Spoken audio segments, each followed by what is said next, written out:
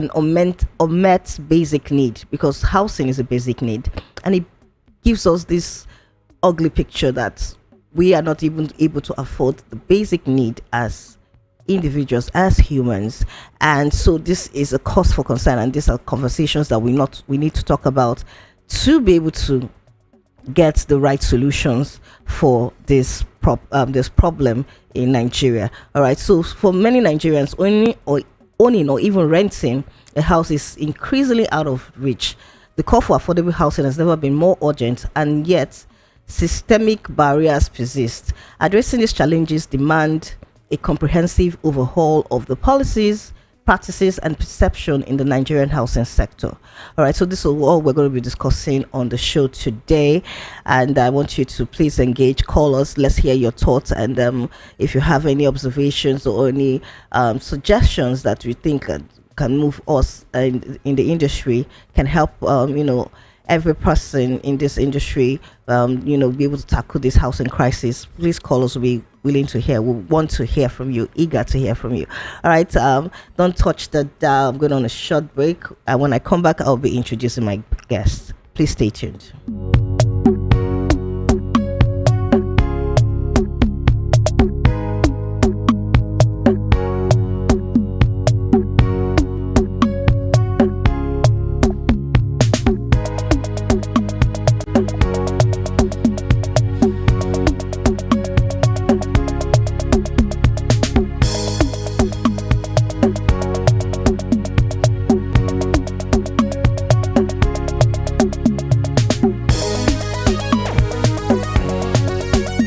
All right, welcome back to the Niger Landlord Show. And like I said earlier, we're talking today about affordable housing in Nigeria, what needs to change.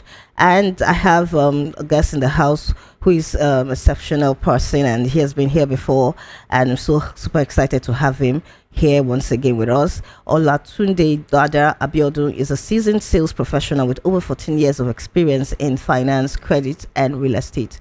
With a remarkable track record of success in top companies like Sujimoto Construction Limited and Powelton Morgan, Abiodun brings a wealth of knowledge and expertise to our discussion. He's here to share his insights on the real estate industry, and currently he serves as the head of marketing and sales in the Vava Projects Limited. Join me as I welcome Mr. Abiodun. Hi, Mara. Thank you very much. Good morning. Good to have you. Good morning. Good morning. All our listeners, good morning. Yeah. So, first and foremost, I have to apologize for coming late.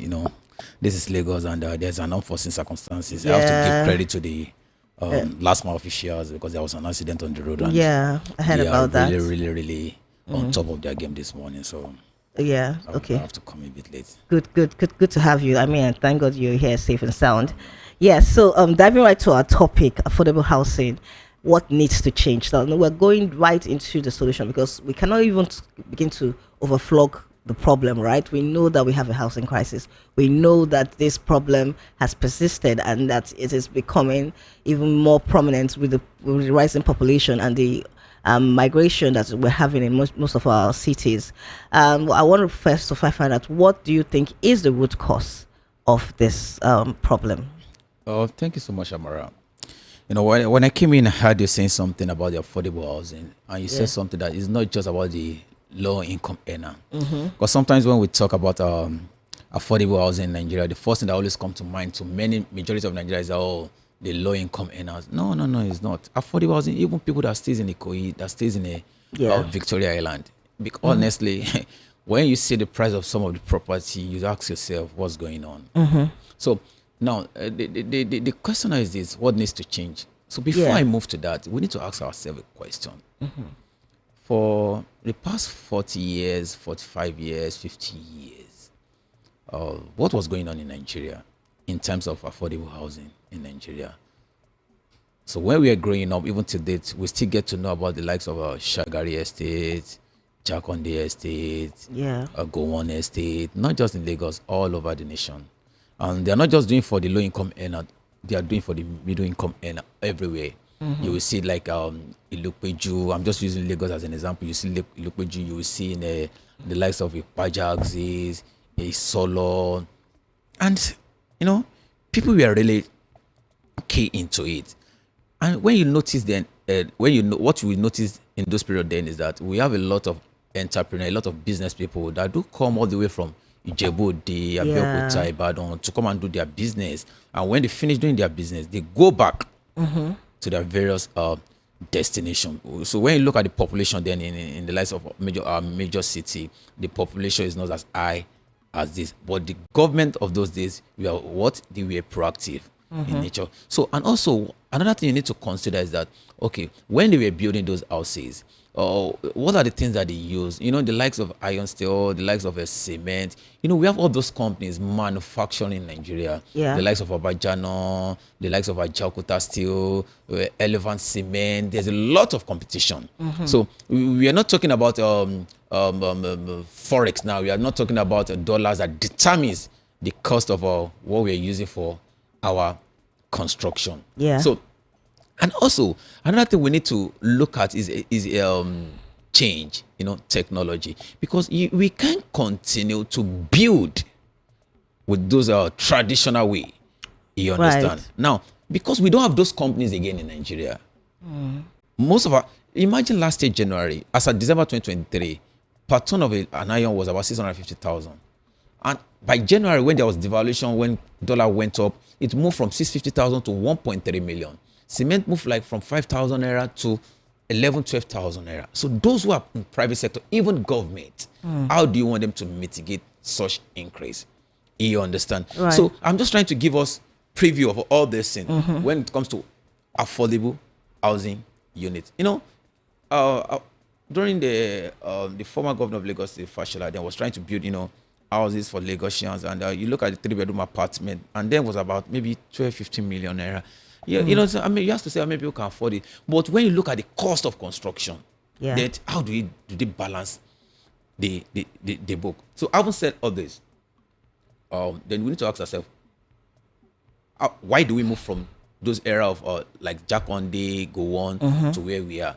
After 1985, during the change of government, military era, there was nothing like provision of houses. Because the government of the day, there was no clear vision for provision, for migration. Yeah. You understand? So the last houses we could see then was Jakonde in Lagos State. Nothing like provision. And people were migrating from rural to urban. So after when we moved to 1999, when democracy came back to Nigeria, so ask yourself, between that period, how many governments, when I talk about how many government in terms of state and federal government, that we are serious about housing. Go and check record. As at 2010, provision for housing, Ministry of Housing, was around 25.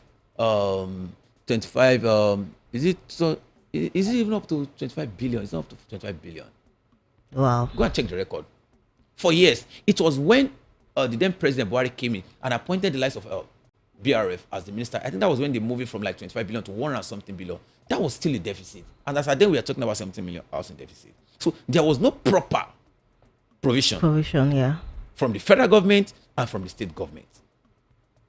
And people were migrating. Let me tell you, when you fail to plan, you plan to fail. Right. So aside from that, the companies are no longer in Nigeria. You as a leader, what are you doing?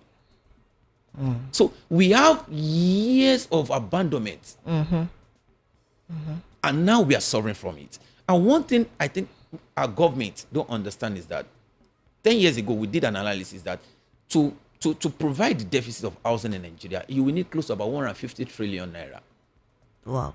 And given that 150 trillion naira, do you know a lot of jobs that will be created? Imagine, the government just, okay, you know what? We want to acquire like 100 houses in Oshodi today. All those bungalows that are almost dilapidated, we compensate people who come to an agreement like JV, joint venture. Yeah. We are going to build like 3-4 floors for people. Do you know how many job opportunities that will have created for the artisans? Yeah. Those who are cooking, bricklayers, iron benders, a lot of them. Yeah. For the next 4, 5, 6, 7 years.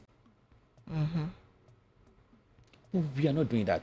When you see any government doing a project or giving it to their people, to their supporters, they see money, profit ahead of humanity.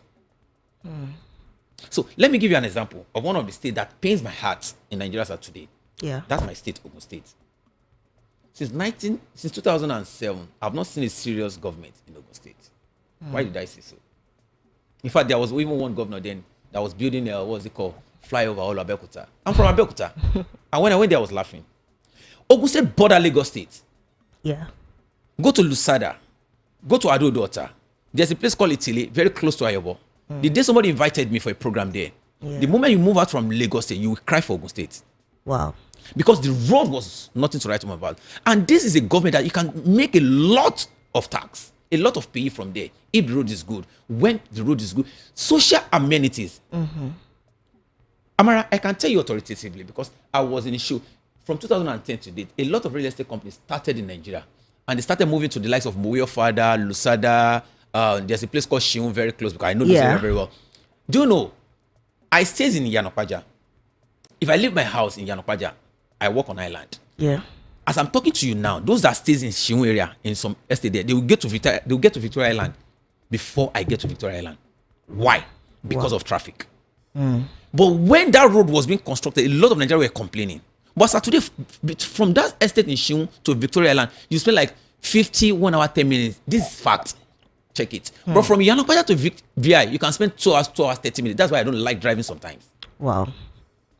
So imagine, but the government of Ogun State, what have they done? They have done nothing for the real estate sector there. Private sectors. They construct their road, they provide their own security, they provide their own light. Why can't the government come in? We are talking about shortage of affordable housing. Come and say that, you know what? I'm going to construct the road, I'm going to provide security, I'm going to provide power. And while I'm doing this, I'm going to give you a tax rebate. Exactly. So that if you have to sell for 12 million, you know, all these things, because when you look at construction costs, all these things, you know, get into the profit of the company. Most of these companies are not coming, they are not charity organizations, they are profit-making organizations. Yeah, so right. The government abandoned those areas. And when you look at it, you ask yourself, what is going on here? We are talking about people coming in. We are talking about Nigerians. Don't ask what the country will do for. Ask what you do for. People, young guys are coming up. But what are we doing? So it's so appalling. It's so appalling sometimes when you see some of those things. A lot of opportunities now seen in Nigeria. So and another thing is this: the mentality. There's no awareness by the government to the people. Like I said, our mentality needs to change. And even individual as government, we need to move from building with cement and block. There's something we call prefab. Yeah. Even in developed nations, this is more cost effective than cement because now the cost of cement is high. The cost of iron rod is high. So we need to tell ourselves that, you know, some people now, if I buy a plot of land, I want to build with cement. I want to say, oh, this is what people are doing. No. What's the essence of housing? What's the essence of home? For you to have a place to what? To rest your head and to call an home. When you talk about all these things, imagine if you are to build 3-bedroom for like 7.5 million. And prefab is going to cost you like 4 million, 3.5 million. You save costs. I mean, I like where this conversation is going. We're having those hard conversations. We need to, you know, have these conversations, call out these people, you know, make the facts clear that we are messing up as a nation. Amara, let me tell you. Do you think these guys don't know? Of course they do. They know. Check the likes of Chakonde. Check the likes of Shagari. Check the likes of Gowan. These are selfless leaders. Right. Before the late, our own icon Chakonde died, where was he living? But most of them today, they want to make money for their unborn generation. And you ask yourself, it's like our leaders don't learn. Check those who make those money from all this area that is not affecting, that is affecting people negatively. Where's the money today? I mean, let me tell you one thing. Go to Ikoyi, Banana Island. Some of these guys that make these billions of wealth, their children are selling the property today. Yeah. You know, the word of God is clear. You know, understand? Yeah. Oh, like, sorry for the language, the foolish man is making where he doesn't even know who is going to inherit it. You don't know. Right. It's your legacy. See, today people are still living in Jakonde Estate. They are still living in Gowon State. They are still living in Shagari Estate. They are still benefiting. They are still benefiting. Right. And you know what? Yes, the government have their flaws. Even people, individuals, Nigerians as a nation. Do you know, as of 2010, 2011, 2012, Amara, any information I'm giving you, go and check it. Fact check it. Do you know the Federal Mortgage Bank of Nigeria blacklisted some mortgage bank in Nigeria? They have to kill that allegation. And you know one thing about Nigeria, when you are seeing some of this, if you give me the fact, they will tell you it's an allegation. Bring your fact, because they know that they can kill it. They are highly influential. Why do they blacklist some of these mortgage banks? There's a bank in Nigeria called Federal Mortgage Bank that people, low income earner, then you can get between 500,000 and 50 million to get houses of as a then. This mortgage bank, we apply on behalf of Nigerians. Federal Mortgage Bank will release the money, and they will not give out the money to the beneficiaries. They will use it for their personal aggrandizement. Federal Mortgage blacklisted, but because some of them they are highly influential, they know people up there, they have to kill it. The story. When Fashola was the Minister of Housing in Nigeria, he really tried. He did a lot of reforms, but trust me, some guys who are there, even in Federal Mortgage Bank, some of them have their own people in mortgage banks. They connect, do different things. And you ask yourself, why are we doing this? Because some of them also have real estate companies. They have people who are fronting for them. Yeah. They have people. How can you take the money of about 1,000 Nigerians that will have benefited and you don't give it to them? Even the federal mortgage we were talking about, where's their awareness? A lot of people will tell you that I don't believe in a national housing fund. Yeah. Money have been deducted Exactly. from Nigerians. Every year we have, budget. You have a law that if you retire, you can get back your money. How many people have gotten back their money? So when we talk about affordable housing, there's a lot that is affecting it. So when people talk about the private sector, this house is expensive. Sometimes I talk to my client, I say yes, because you have to look at the cost of construction. And another thing is this. Okay, imagine a private sector who is building. You buy your land from the so-called, the normal people that will talk, the moneyless, the landowners that doesn't have document. You have to do your title documents. Yeah. You go to your states to do your title documents. Those people in the top state, they look at the land, 100 acres, and the next thing they tell you as a company, from that 100 acres, what are you going to give me? How many 3-bedroom are you going to give me? You have to pay the normal money to the government. Everybody, special interest.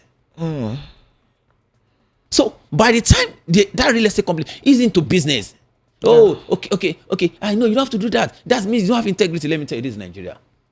When they know that you are not ready to play with the game with them, they will tell you no problem. They can keep your file for the next 2 years. Of course. The next 3 years. Yeah. They frustrate you. They do that.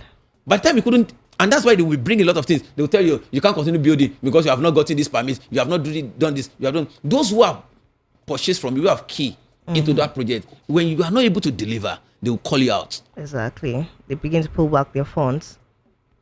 Your cost of construction is 5 million. By the time you look at other expenses per unit of an apartment, is about 4 million. You had it to 5 million, 9 million. You want to make profit. So a lot of things in affordable housing there. Yeah, thank you so much, Tunde. I'm going to open the phone lines now so that they'll call. We hear from our audience, and let's talk about this very difficult conversation. I'll go on a short break. When I come back, we'll continue. Please stay tuned.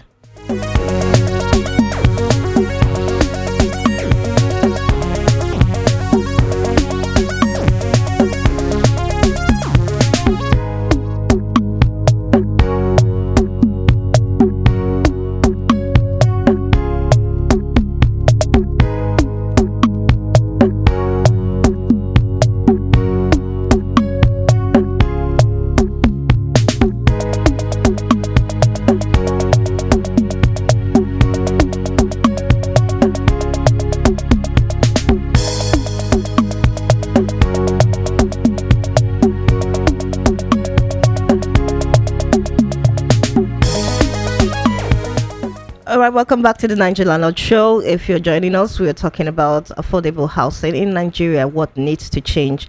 And I have an exceptional guest in the house, Mr. Olutunde Abiodun Dada, and he has shared so much already. I'm super excited, for all that he has talked about. All right, so I'm opening the phone lines. The number to call is 0700 903 903 903. 0700 903 903 903. So call us. You can also send us a message on our WhatsApp, a chat message, 081-717-56338. 081-717-56338. So call us. Let's hear all your thoughts. All right, Tunde, thank you so much for all that you shared already. You were just hitting every point. And also let's look at What's your outlook for the future of affordable housing? Because all this that you said, I mean, what? Our leaders, because there are some areas that before you can't build more than 2 floors. Now they have to improve. Our leaders, because there are some areas that before you can't build more than 2 floors. Now they have to increase it. Why? Because of population. So we need sensitization. That's number one. Number two, most of these companies understand that we need to bring them back. Right. And this has to do with policy. Yes. And like I said, the issue of this prefab, you need to let people understand, okay, what can we do? And also, we need to go to our villages, to our rural areas. Honestly. Exactly. We need to go our rural areas. Honestly. Exactly. We need to go back to our rural area. We need to, we need to because develop. Now, some of the real estate company did. After building, they bought all these, for me, it's convenient. Yeah. You have your card. Yeah. You have your card. Even developed nations. The likes of the Lagos State that we are talking about, Blue Rail now. You understand what are we doing? It helps people that can move from what's it called, Jaba, to the likes of Iju. So when we have some of these basic, all those interiors, you will see that people will stay there. You understand? Yeah. But even building there, what you want to build, if you are still using, because the price of cement that you are going to use in a Banana Island is the same price of cement that you're going to use in Yanokpaja. The only difference is the cost of land. Of course. You understand what I'm saying? And when it comes to like in Ikoyi Island, you do piling, you don't do that on mainland. So there are some certain things like iron rod patterns, it's the same price. Yeah. So when you have all these things in place, and when you talk about the government even subsidizing, there's something that I look at. What is government subsidizing? We're talking about we don't have job. Look at these areas. Let there be competition. Like between Dangote and Buana, I love what is going on. But we need more of that. We need more people to come on board. Yeah. So the government need to be sensitive. I think it's high time that even people need to call out some government. Like Ogun State government needs to be called out. Lagos, there's shortage of land. Yeah. And you know what? Even Lagos State can even go to Ogun State, partner with them. If they are not ready to partner, buy lands from them. Yeah. Build. Let the system work.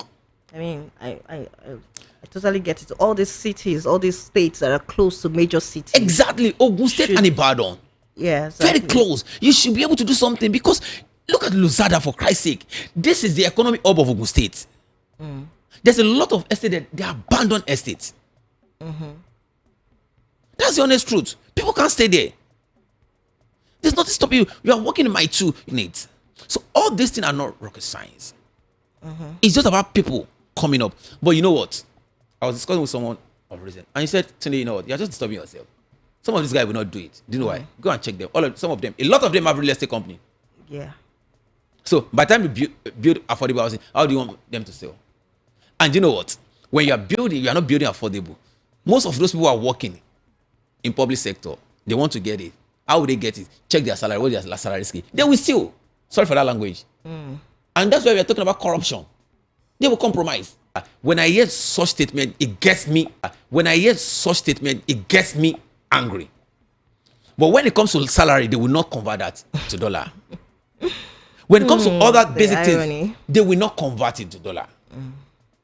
Somebody was talking to me. Said, "Today, do you know how much average Nigerian pays in UK per month for housing? 1 2-bedroom, £1,000, 1,000." I said, "Let me tell you, an average Nigerian that's paying £1,500 a month in UK earns about 3,000, 3,500. But let's say 3,005. The remaining £1,005 will sustain him, even though he will not have something to get within the month. Yeah. But in Nigeria, okay. Do you know Nigeria 3-bedroom? You can still get 3-bedroom for 1.2 million. So yes, you can get 1.2 million. That's an average of how much in a year? Probably 150,000 or 100,000. 100,000 in a month. If you are earning 500,000 in Nigeria, you pay 100,000 as your salary. The remaining 400,000 cannot sustain you. Check your transport fare. What you pay for transport fare is not what you pay. There was a friend of mine then, I could remember in those years, came to Nigeria. And he said he wants to eat meat. He gave them 10,000 naira to go and buy meat. It was converted to pounds then. When he brought the meat, 20,000 naira. So what is this? This is 20 pounds worth of meat in UK. By the time I buy this for the whole month, I said, no, that is UK. This is not Nigeria. So those leaders will not use that as a conversion. Because in terms of other basic needs, it's very, very cheap for them. So they can manage what they earn in a month. It can sustain them. But they will just pick the one that is favorable to them. because they are the one in that position. Yeah. So when you're not doing this, people will compromise. That's the honest truth. Because they want to have their own what? Housing. They want to keep their own family. Amaka, Amara, let me say this. How many Nigerians can afford, okay, let me say low income earner can afford to buy a 3-bedroom or 2-bedroom apartment for 50 million? Very, very few. You can't get 50 million worth of 3-bedroom in all this mainland Oshodi, Yanapaya. You can't get it. No, of course not. You can't get it. Even the one you are talking about, Moyo Father, they will tell you now it's 20 million. Why? Because of the cost of construction. They do their road, they bring their power, their own security. They have to maintain it. So the honest truth is that change of mind. We need to tell ourselves as a leader, as a nation, we are getting it wrong. We need to. And there's a lot of opportunity. Right. I mean, and you know what? As at 2010, we are talking about 70 million housing deficit. As at 2025, we are talking about close to 25 million. That means every year. Sure. Deficit. Rather than for us to have, okay, you know what, 70 million. Now, 2010, we talk about 70 million. Now, 2025, we are talking about 9 million.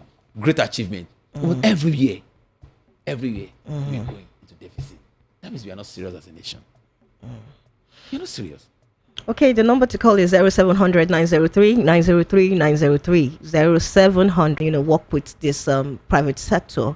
Is there something they could do better to be able to, reduce the costs of this housing and make it more affordable for the individuals in the communities? From the private sector, Yes. you see, one thing about private, you need to understand about private sector is these are individuals looking at a sector that there's a gap and they want to take advantage of it. Right. When I say they want to take advantage of it, number one, the mindset, provision.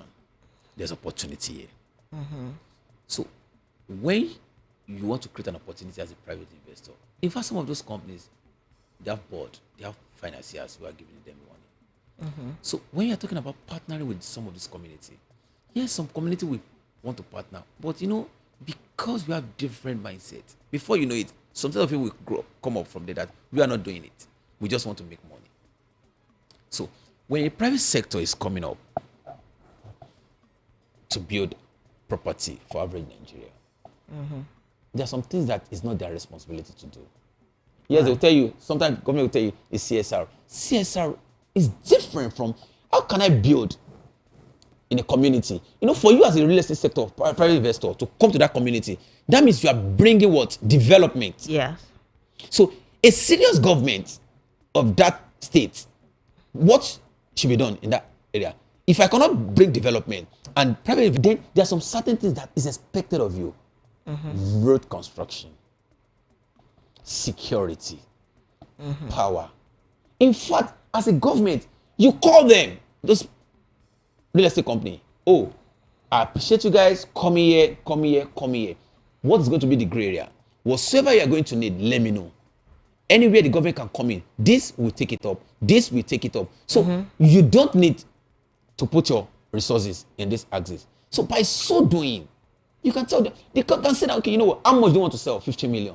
Why do you want to sell at 50 million? Cost of construction, this. Okay, you know what, the government can take up this.